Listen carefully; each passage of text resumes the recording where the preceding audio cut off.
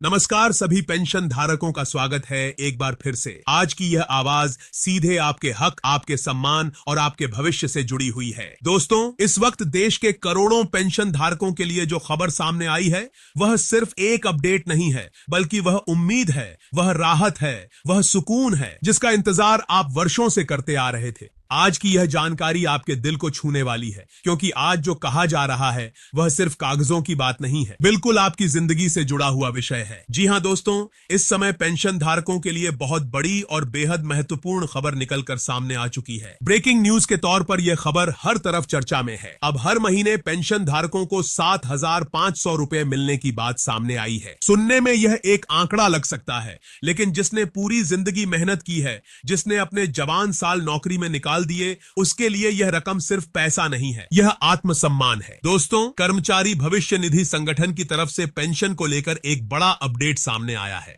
वह update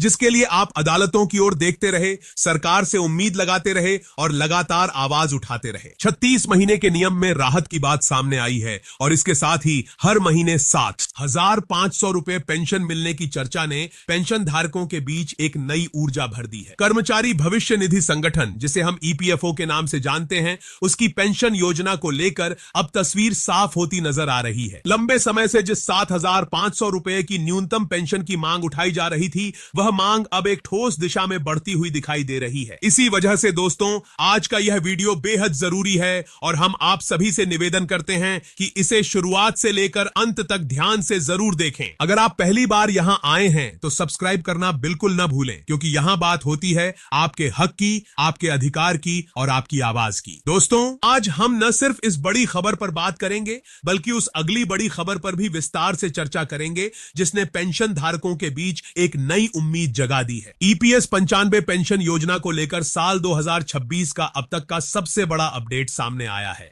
supreme court के फैसले, पेंशन बढ़ोतरी और सरकार के रुख को लेकर जो जानकारी निकलकर सामने आई है, वह हर पेंशन धारक के लिए जानना बेहद जरूरी है। इसलिए बिना किसी देरी के चलिए सीधे उस बड़े अपडेट की ओर चलते हैं और समझते हैं कि आखिर ईपीएस 95 पेंशन योजना को लेकर क्या बदला है, सुप्रीम कोर्ट ने क्या कहा है और इसका सीधा असर आपकी जेब और आपकी जिंदगी पर कैसे पड़ने वाला है। दोस्तों, जो साथ ईपीएस 95 पेंशन धारकों के लिए साल 2026 की शुरुआत एक ऐसे मोड़ पर खड़ी दिखाई दे रही है जहां उम्मीद और हकीकत के बीच की दूरी कम होती नजर आ रही है। न्यूनतम पेंशन को लेकर घोषणा की बात सामने आई है और लोकसभा के अंदर इसकी मंजूरी मिलने की चर्चा ने इस खबर को और मजबूत बना दिया है। 7,500 रुपए की न्यूनतम पेंशन को एक बड़े तोहफे के तौर पर देखा जा रहा है। यह कहा जा रहा है कि इसके साथ महंगाई भत्ता और एरियर को लेकर भी तस्वीर साफ की जाएगी और देश के कई राज्यों में इसे तत्काल प्रभाव से लागू करने की तैयारी की जा रही है। अनुमान लगाया जा रहा है कि लाखों पेंशन भोगियों को इसका सीधा लाभ मिलेगा। लेकिन दोस्तों, इसके पीछे की पूरी कहानी, संघर्ष और कानूनी लड़ाई को समझना भी उतना ही जरूरी है। लंबे समय से पेंशन धारक अदालतों के दरवाजे खटखटा रहे थे। उनकी मांग साफ थी कि पेंशन कोई भीख नहीं है, बल्कि यह उनके पसीने की कमाई है। सुप्रीम कोर्ट ने भी अपने हालिया रुख में यही बात दोहराई है। कोर्ट ने साफ कहा है कि पेंशन कोई अनुग्रह राशि नहीं है, बल्कि यह वर्षों की सेवा का प्रतिफल है। कोर्ट ने यह भी स्पष्ट किया है कि पेंशन धारकों के बीच किसी भी तरह का भेदभाव स्वीकार्य नहीं है। सेवानिवृत्ति की तारीख के आधार पर अलग अलग नियम लागू करना न्याय के सिद्धांतों के खिलाफ है। इस टिप्पणी ने लाखों पेंशन धारकों के दिल में यह विश्वास पैदा किया है कि अब उनकी बात सुनी जा रही है। इस फैसले के बाद कर्मचारी भविष्य निधि संगठन पर जिम्मेदारी और बढ़ गई है। अब उससे यह उम्मीद की जा रही है कि वह एक पारदर्शी और न्याय संगत प्रणाली विकसित करे, जिसमें हर पेंशन धारक को उसकी सेवावधि और योगदान के अनुसार उचित लाभ मिल सके। पेंशन में प्रस्तावित बढ़ोतरी को अलग अलग श्रेणियों में देखा जा रहा है। कम सेवावधि वालों से लेकर लंबे समय तक सेवा देने वाले कर्मचारियों तक सभी के लिए अलग अलग स्तर पर राहत की संभावनाएं जताई जा रही हैं। खासकर उन बुजुर्ग पेंशन धारकों के लिए जिन्होंने 3 दशक से अधिक समय तक काम किया है, उनके लिए 7,500 रुपए प्लस महंगाई भत्ता की मांग को अब और मजबूती मिलती दिख रही है। दोस्तों, यह खबर इसलिए भी अहम है क्योंकि आज के दौर में महंगाई किसी से छिपी नहीं है। दवाइयों की कीमतें, बिजली और पानी के बिल, राशन का खर्च, सब कुछ लगातार बढ़ता जा रहा है। ऐसे में 1,000 या 1,500 रुपए की पेंशन पेंशन में गुजारा करना किसी भी बुजुर्ग के लिए आसान नहीं है। यही वजह है कि न्यूनतम पेंशन बढ़ाने की बात ने लाखों परिवारों को राहत की सांस दी है, लेकिन इसके साथ ही जरूरी सावधानियों की भी बात की जा रही है। पेंशन धारकों को सलाह दी गई है कि वे अपने सभी दस्तावेज संभाल कर रखें।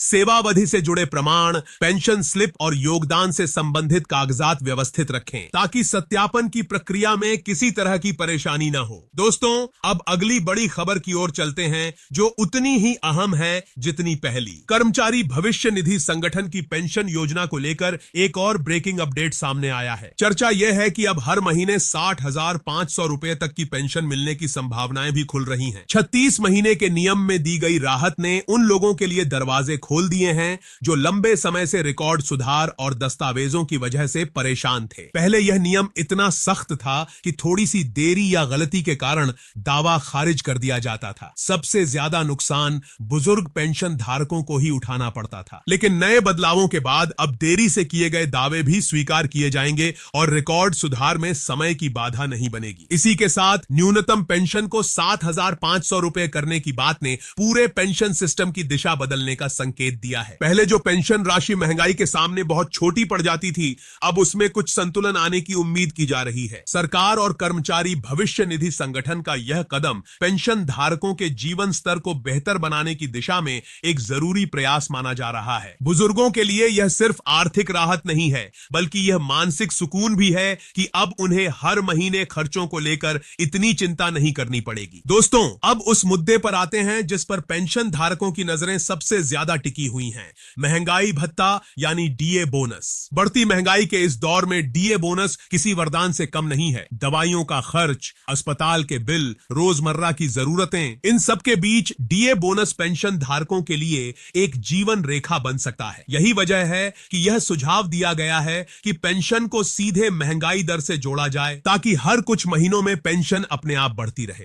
यह वही व्यवस्था है जो सरकारी कर्मचारियों के लिए पहले से लागू है। कल्पना कीजिए दोस्तों, जब आपकी पेंशन स्लिप में महंगाई भत्ते के रूप में अतिरिक्त राशि जुड़ी हुई दिखाई दे। हो सकता है किसी के लिए वह रकम छोटी लगे, लेकिन किसी बुजुर्ग के लिए वह दवाइयों का खर्च निकालने या बिजली का बिल भरने में बहुत बड़ी मदद बन सकती है। इसी वजह से यह प्रस्ताव पेंशन धारकों के बीच उम्मीद की नई किरण बनकर उभरा है। यह प्रस्ताव अब उच्च स्तर तक पहुंच चुका है और उस पर विचार किया जा रहा है। हालांकि इसके साथ कुछ वित्तीय चुनौतियां भी जुड़ी हुई हैं, जिन पर सरकार और वित्त मंत्रालय गंभीरता से मंथन कर रहे हैं। दोस्तों, सच्चाई यह है कि यह लड़ाई सिर्फ आंकड़ों की नहीं है, यह लड़ाई सम्मान की है। यह लड़ाई उस इंसान की है जिसने अपनी जवानी देश और संस्थानों को दी और आज बुढ़ापे में एक सम्मानजनक जीवन की उम्मीद करता है। सवाल यही है कि क्या यह उम्मीद हकीकत बनेगी या फिर यह फाइलों में ही दबकर रह जाएगी। इतिहास गवाह है कि कई प्रस्ताव आए, कई बैठकों में चर्चा हुई, लेकिन जमीन पर बदलाव देर से ही नजर आया। फिर भी उम्मीद इसलिए जिंदा है क्योंकि पेंशन धारकों की आवाज अब पहले से ज्यादा मजबूत है। दोस्तों, अब आपसे एक सवाल है, क्या आपको लगता है कि इस बार सरकार सच में कोई ठोस कदम उठाएगी? क्या यह 7,500 रुपए की पेंशन और महंगाई भत्ता सिर्फ घोषणा बनकर रह जाएगा या फिर आपके खाते में सच में आएगा? अपनी राय जरूर बताइए, कमेंट में लिखिए। आपकी आवाज बहुत जरूरी है। वीडियो को लाइक कीजिए ताकि यह बात ज्यादा से ज्यादा पेंशन धारकों तक पहुंचे। और अगर आपने अभी तक सब्सक्राइब नहीं किया है तो जरूर सब्सक्राइब कर लीजिए, क्योंकि यह मंच आपकी आवाज को मजबूत बनाने के लिए है। दोस्तों, यह संघर्ष अभी खत्म नहीं हुआ है, लेकिन जब तक आप जागरूक रहेंगे, जब तक आप सवाल पूछते रहेंगे, तब तक बदलाव की उम्मीद बनी रहेगी। अगली वीडियो में एक और नई जानकारी के साथ फिर मुलाकात होगी। तब तक अपने अधिकारों के प्रति सजग रहें, एकजुट रहें और विश्वास बनाए रखें। जय हिंद।